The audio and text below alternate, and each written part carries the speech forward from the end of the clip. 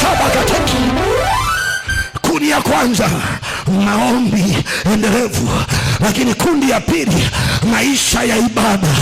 Maisha ya ibada, hii ni kundi ya pili. Inauchochea moto, inautunza moto na kuombea.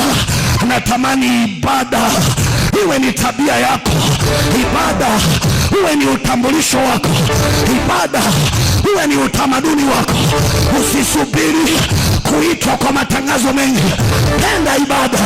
Wakati unapenda ibada, unachochea moto wa Mungu ndani yako, unachochea moto wa Roho Mtakatifu ndani yako. Wakati unapenda ibada, unamfanya Mungu awe halisi kwenye maisha yako.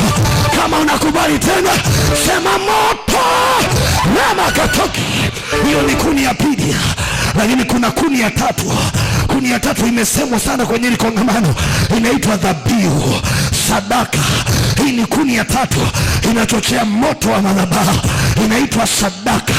Unapotoa sadaka, iwe ni ya shukrani, iwe ni ya ibada, iwe ni zaka, iwe ni changizo, iwe ni sadaka ya aina yote, unapoitoa kwenye madhabahu ya Bwana, ile sadaka inatumika kama fimbo, inatumika kama rungu na kupiga moto unaowaka ndani yako, uendelee kuwaka daima kwa jina la Yesu.